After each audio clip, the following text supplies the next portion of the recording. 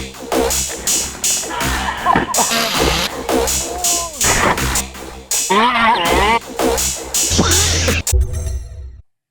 hi everybody. I've sold my Xmaxx, my V1 Xmaxx. I've had it for a year. I just wanted to do kind of a review, sort of thoughts video on it, whether I liked it, whether I didn't, and maybe to give you kind of some sort of insight if you're interested in an Xmaxx yourself. Now, there is a new V2 now which is out. It's not out in the UK, or it's not available, it seems, in the UK, or maybe it's on the cusp of being available, you know, next few days. It's £900 though, it's a lot of money. The V1 that I bought here that's in this video that you can see in the background there, or on the screen there, was £650. I bought it in February of 2016, and I've just sold it in February of 2017, just last week, for £600. So, to be fair, I was kind of undecided whether to keep it or sell it. If I'd kept it, I would have probably wanted to do the upgrade kit, which was very expensive here in the UK. If I sold it, the idea theoretically would be to get a V2, but it's £900. £900, that's a lot of money to stomach for me to buy an RC, really, to be honest. You know, a Traxxas plastic electric RC, it's a lot of money. I've got some fifth scale cars, but anyway, let's get on with talking about the Xmaxx. So, the first impressions of it, when you open it, they're pretty impressive. If you've not had a RC car of that size, it's pretty impressive. Tyres I liked, good compound, they're good for a monster truck. Maybe look slightly small, they could be slightly bigger, to give it that kind of more monster truck authentic look. But they're definitely good tyres, decent wheels, although I did crack mine a little bit. They did hold up though, and I actually use those wheels on my Losi 5 now, and they're still actually holding strong. So the wheels may be slightly prone to some breakages, but I never broke mine anyway in a year of use, although I did crack them. Tyres I liked, as I say. The body is, for me, is a real good a good change. Basically, no body clips. I love that. Body clips are annoying, you lose them. This body kind of mounts with a front section that goes under the sort of shock tower on the truck, and the rear section has a big clip. It's all part of the body. There's a kind of inbuilt roll cage, and that works very well as well. And I loved it. I love the body. It does fly off occasionally, but for the most part, I love the body. So this basically video is the first run out. Stock gearing, which was 1554. I liked it, but if anything, it was maybe slightly underwhelming speed-wise. What it did show, though, I mean, almost instantly, even on stock gearing, was that, to me, it needs a wheelie bar. Why it doesn't come with a wheelie bar stock, I don't know. It's a bit confusing. The V2, of course, does. So there's elements of the V2, definitely, that are better than the V1.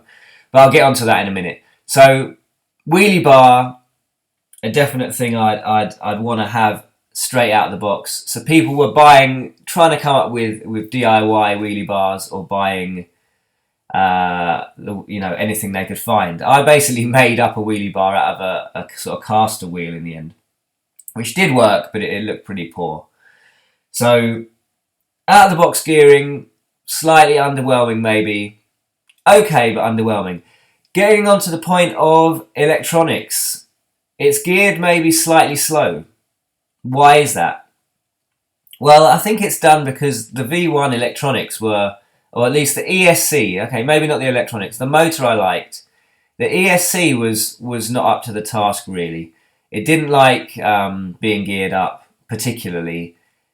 It did get hot, and some people had ESC fires and things like that. So there was concern about the ESC, which seems to be a Traxxas thing. The slash ESC, the original slash ESC, that wasn't really up to running 3S without overheating.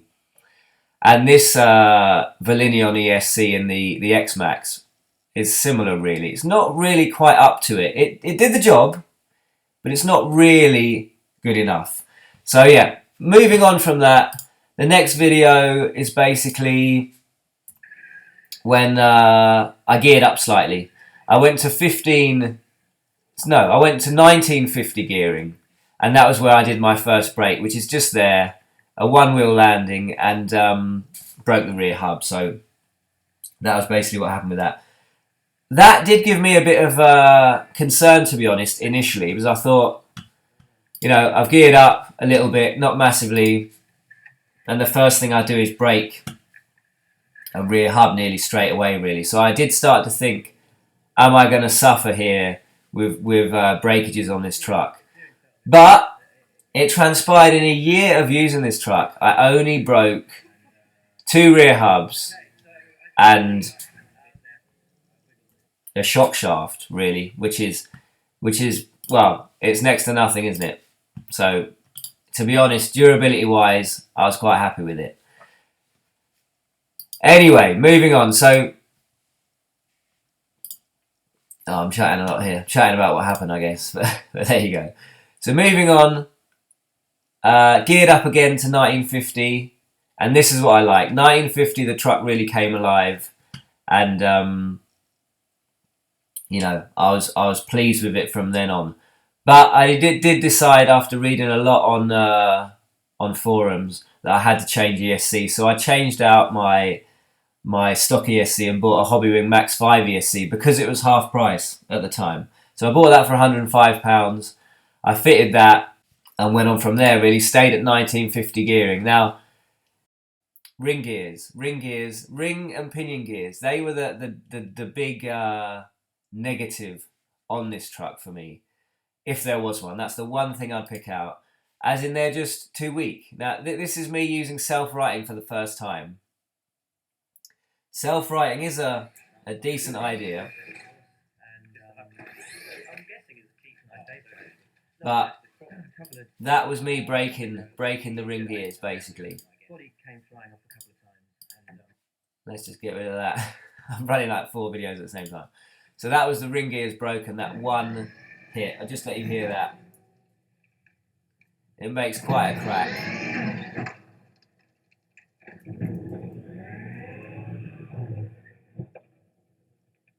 Yeah, so that was self-righting for the first time. I fairly quickly decided that wasn't something I was going to do again. That was the diff gears. That was a brand new set of gears in there, ring and pinion gear, which lasted one run.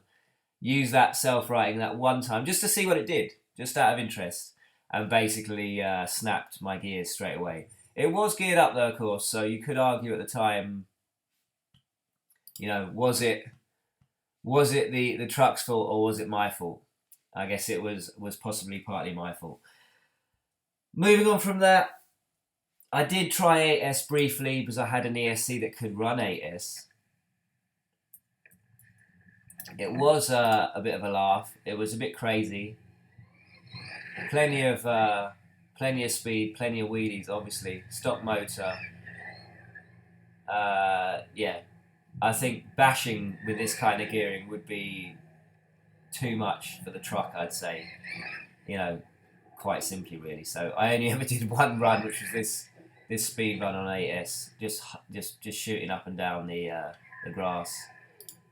So I'm not doing anything major, but it can run 8S, not the stock ESC obviously, but the motor, sorry, can run 8S. So that was good. Right, durability. A lot of people talk about durability when it comes to monster trucks, obviously because we use them for bashing and we use them for jumping. So they got to be fairly durable, haven't they? Really, or we're going to be generally pretty unhappy. So this is a video I put together showing the crashes I'd had. It doesn't show the jumps I had, so you know there were a lot of jumps that obviously did land. These were just crashes, which basically were kind of failed jumps, I guess. But it just kind of shows, and I just wanted to kind of illustrate the durability this truck has in general. You're going to damage the body, things like that. You're going to break the odd part. I have no doubt of that. But the kind of beating it can take is pretty impressive. And I got a hand to Traxxas. The design they came up with for this truck, as far as things like arms, the general plastics, shock towers, the design of the truck, the wheels, the hubs, it's pretty good. It's pretty strong. And I'm generally impressed with it. And I really can't complain about durability at all. apart from the diff gears. So yeah, basically that was it. Diff gears, watch out for them. Self-righting, I'd say is a massive no-no. I think that's a crazy idea, and I think it's a nice idea, I guess, if you're really lazy and you can't be bothered to go and walk over to your truck, 40, 50 metres maybe at the most, unless you're doing some mad runs up and down some massive open field, to go and turn your truck over if it crashes. You know, I think you're really lazy if you can't be bothered with that. And basically, yeah, it's an accident waiting to happen as far as gears go. In a lot of RCs, I wouldn't want, you know, I see people using manual self-righting, basically just hammering the throttle back and forward to try and rock their truck over, and I don't even like the look of that. On any truck, no matter whether it's an Xmaxx or something as big as this. So yeah, self-righting, waste of time. Fun factor: what's it like to drive? Is it enjoyable to use? It definitely 100% is. It's massively enjoyable to use, and that is the biggest, I think, pro to the truck. It's so much fun to drive. It's so much fun to hoon around with. It's just a crazy monster truck to use. Geared up a bit, it's plenty powerful enough. I think realistically, you've got to bank on changing the ESC on a V1 to something more reliable. Even if you get away with carefully using the stock ESC, which I did, I think you got to bank on the idea of changing it, because really it's possibly, you know, an accident waiting to happen, or you know, it's just going to let you down at some point, I would imagine. Or overheating will get annoying. So Max 6 is what's recommended. Max 5 for a bit of overkill. But yeah, I would definitely do that. So fun factor is massive with the Xmaxx. I'd say, you know, anyone using it and getting a chance to have a proper run with it is going to love it, really. So yeah, durability good, fun factor good, diff gears rubbish, or pretty rubbish. ESC disappointing. That's about it, I guess. I think that's pretty much covered it. The V2 is out now, or available now near enough. It's very expensive. I would definitely like to get one. It's 8S, of course, the V2. Wheelie bar, drivetrain has been changed with a centre diff, which is what, you know, realistically, a centre diff, okay, people like the idea of this slipper clutch. Traxxas always seems to have this slipper clutch thing. But a centre diff, from my experience, is more durable. It allows more give in the drivetrain, and it saves the drivetrain more. So maybe it's a little bit less wheelie prone, but you can change fluid in a centre diff, make it more wheelie prone. So it's just a win-win for me. So centre diff, V2, I definitely think is the way forward. And I hope to get one at some point. It's not going to be anytime soon because it's just too much money for me. But that's about the size of it. If you like bashing big monster trucks, I think you cannot write off the Xmaxx as a possible truck to get, as it's just a lot of fun. All right, guys. So I hope that gives you some form of opinions to go on. Most of the time. Jesus, I didn't realise how much my videos have me talking about and talking about crap, because I keep fast forwarding. But yeah, Xmaxx V1, maybe get a used one, or save up for a V2 and have a hell of a lot of fun. All right, guys, take it easy. Catch you next time.